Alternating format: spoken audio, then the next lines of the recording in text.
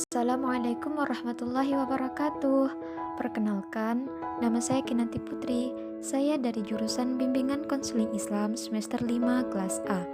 Pada kesempatan kali ini, saya akan mempersembahkan sebuah video presentasi mengenai KKN di Indonesia.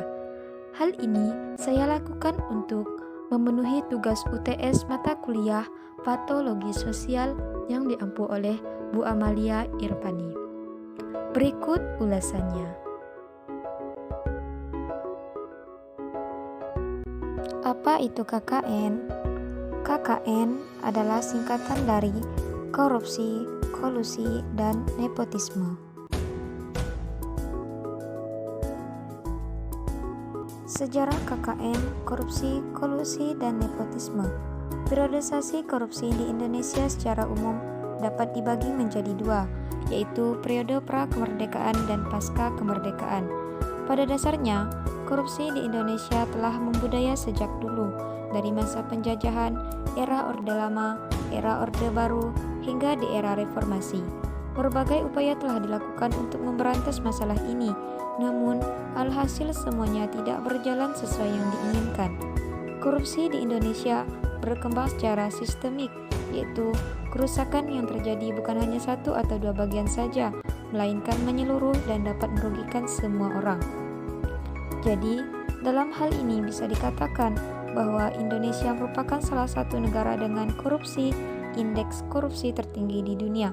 Tidak heran jika beberapa kalangan telah menganggap korupsi sifat lintas waktu dan menjelma menjadi sebuah budaya yang tidak bisa dipisahkan dalam penyelenggaraan pemerintahan Indonesia.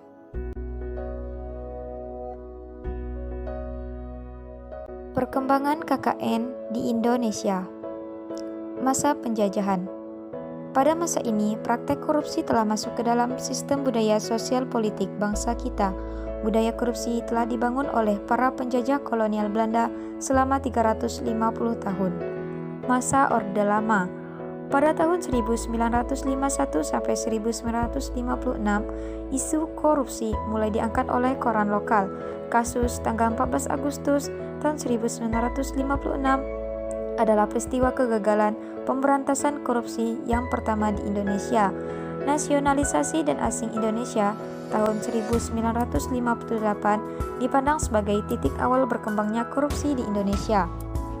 Masa Orde Baru. Soeharto pada tanggal 2 Desember tahun 1967 melalui keputusan kepresidenan nomor 228 1967 dan berdasarkan Undang-Undang 24 tahun 1960 membentuk tim pemberantasan korupsi dengan Ketua Jaksa Agung Sugiarto.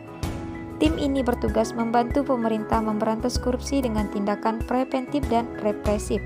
Kemudian dibuat Undang-Undang Nomor 3 Tahun 1971 mengatur tentang kebijakan anti korupsi berkaitan dengan penyelenggara negara yang bersih.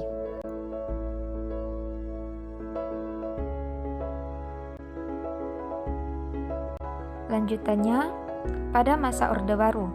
Karena kuatnya KKN serta tidak ada restu politik, program ini kurang efektif membasmi koruptor. Pada masa Orde Baru inilah kebijakan berubah menjadi kebijakan ekspor, tidak lagi dipegang daerah, melainkan pemerintah pusat. Hal inilah yang menjadi awal mulanya korupsi. Kebijakan awal didasarkan kepada masing-masing daerah diganti dengan sistem sentralistik. Yang terakhir adalah masa reformasi. Pada masa ini, Undang-Undang Anti Korupsi memiliki dasar hukum, yaitu Undang-Undang 31 tahun 1999 dan Undang-Undang 20 tahun 2001. Ada beberapa institusi melawan korupsi, yaitu Tim Tes Tipikor, Pemberantasan Tindak Pidana Korupsi, Komisi Pemberantasan Korupsi, KPK, BPKP, Badan Pengawasan Keuangan dan Pembangunan, dan Saber Pungli, Sapu Bersih Pungutan Liar. Salah satu faktor penyebab banyak korupsi di masa ini adalah tidak lagi diberlakukannya pemilihan pejabat dari atas seperti masa Orde Baru, namun dipilih melalui pemilihan dari rakyat daerah berupa pilkada, dan disinilah potensi terbesar korupsi. Sebab akibat KKN di Indonesia. 1. Sebab KKN di Indonesia. Pertama, lemah peraturan pengatur mekanisme di tingkat lebih tinggi sebelum dilanjutkan ke tingkat bawah. 2. Sistem birokrasi yang teramat berbelit-belit. Ketiga, kekurangan kompetensian aparat dalam job, terutama pada strategi rawan terjadinya penyimpangan.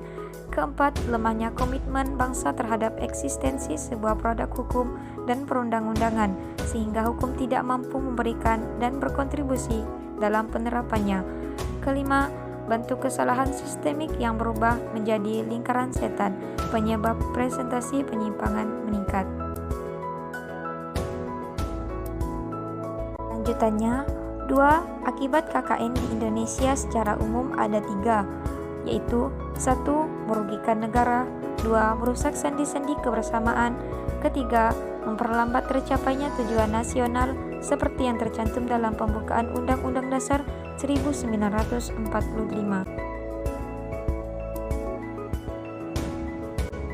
Solusi dalam pemberantasan KKN di Indonesia. 1. Memperkuat keimanan dan budaya malu. 2. Sistem penggajian yang layak. 3. Pembuatan sistem, birokrasi, dan hukum yang anti korupsi dan anti kolusi. 4. Hukuman yang berat. 5. Penegakan hukum secara tegas dan tanpa pandang bulu. 6. Kesadaran kolektif dan kontrol publik.